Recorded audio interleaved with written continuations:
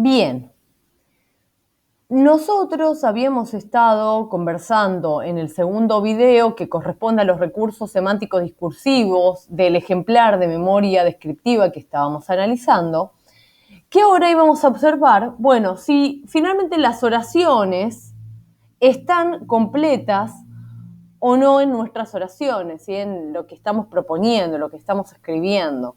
¿A qué nos referimos cuando decimos si están completas? Bueno, sí podemos encontrar que hay participantes, circunstancias que están organizadas en torno a un verbo, lo que típicamente conocemos como las acciones que desarrolla un sujeto, ¿sí?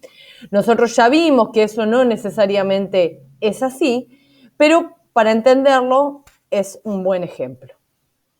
Entonces, habíamos observado en esta oración los participantes, los procesos que los vinculaban y las condiciones, circunstancias que los rodeaban. En la fábrica, la escalera une los dos niveles, ¿sí? Los participantes de la oración son el tema, la escalera, ¿sí? Y el paciente, que vendría a ser acá los dos niveles. El proceso que los vincula es une, ¿sí? Del verbo unir, que mantiene una correlación de número con el sujeto, ¿no? Y podríamos observar que las circunstancias estaban agregadas con anterioridad o pueden estar con posterioridad, que en este caso es en la fábrica. Habíamos dicho que íbamos a tomar como ejemplo el texto de La Huella para ver si nuestras oraciones se presentaban de manera completa. Bien, como ya vimos en el video anterior, esto no es así, ¿sí? Si bien podemos observar que se intenta una especie de estructura, el sujeto referente no queda bien definido. El participante tema, el tema sobre el cual estamos hablando, no queda definido. Si bien los dos puntos suelen utilizarse para ofrecer definiciones, ante la escritura de un texto académico, esto debe obviarse, ¿sí? Las definiciones o las descripciones consisten en la presentación de un término vinculado a una posible acepción, uno de los posibles significados que tenga. El proceso que las relaciona frecuentemente es el siguiente. La palabra es o son, ¿sí? En este caso debería haber dicho, la huella es, ¿sí? O la huella se destaca por poseer un muro escalonado en primer nivel. ¿Y es así? ¿Estamos hablando de que la huella se destaca por poseer un muro en el primer nivel? ¿O es la edificación la que se caracteriza por tener un muro escalonado en el primer nivel y que nosotros a través de la huella solo vemos esto? Entonces, observemos lo siguiente. Tenemos el proceso que es que algo se destaca por algo y que ese algo es poseer un muro escalonado, que esto ocurre en el primer nivel, pero no mencionamos el tema sobre el que estamos hablando. Nuestro referente está ausente. No lo demos por sentado, porque si no, no se comprende a qué nos referimos. Bien. Es importante tener en cuenta, como mencionábamos recién en el ejemplo de las oraciones completas, que haya correlación verbal, ¿sí? Esto quiere decir que tanto el verbo tenga relación en número, ¿sí? Tiempo y modo, con el sujeto y o el objeto, ¿sí? Entonces, por ejemplo, acá dice, dentro de las funciones se definió un sector, otro y otro. Entonces, se definieron varios sectores, 3. Entonces, en este caso, nuestro verbo debería ser dentro de las funciones posibles, se definieron, ¿sí? Estas, 2 puntos, y las enumero, como ya hemos visto con anterioridad, ¿no? Entonces, es importante que nosotros mantengamos la correlación entre el objeto, ¿sí? O el sujeto y el verbo.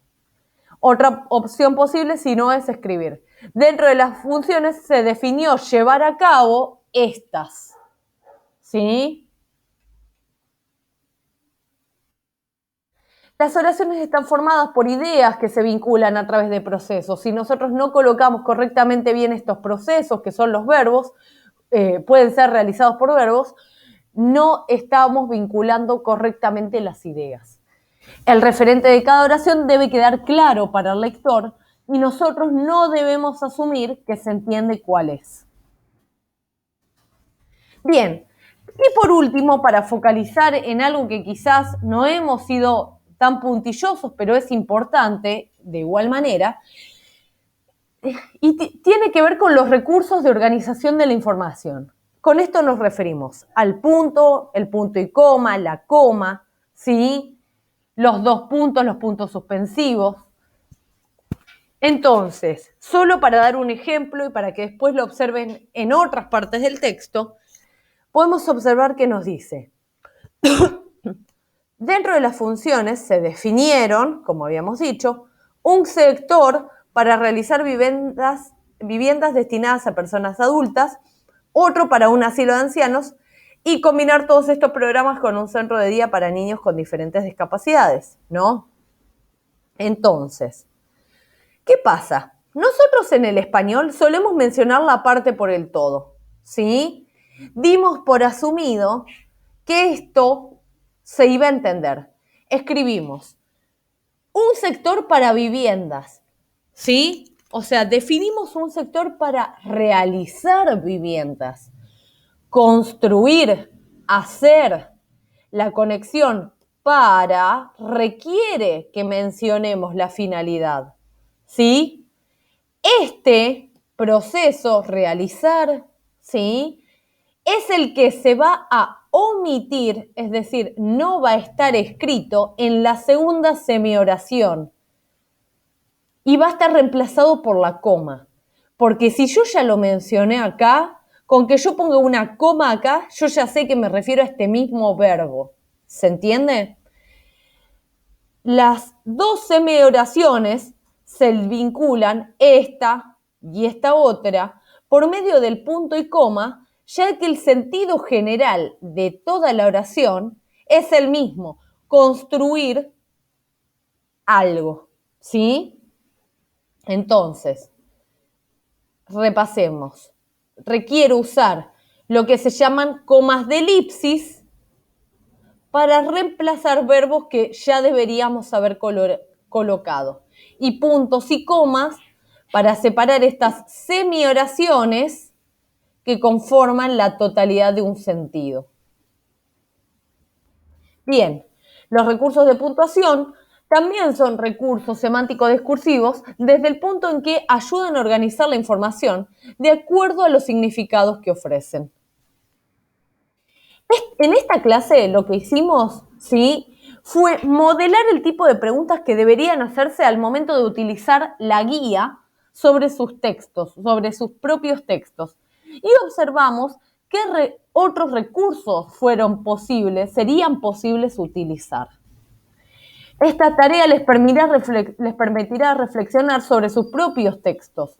Es por ello que dentro de la propuesta didáctica que desde Prolea llevamos a cabo, no se hace una devolución particular de cada uno de los textos entregados, sino solo la devolución de uno de los textos, un modelo de análisis, para que después ustedes puedan hacer el trabajo de manera individual. Ahora deberán realizar esta tarea con sus propios textos y editarlos para presentar una versión final de los mismos, ¿sí? Entonces, espero sus trabajos y les agradezco mucho la atención. Cualquier consulta, espero sus comentarios mediante el foro del campus. Gracias.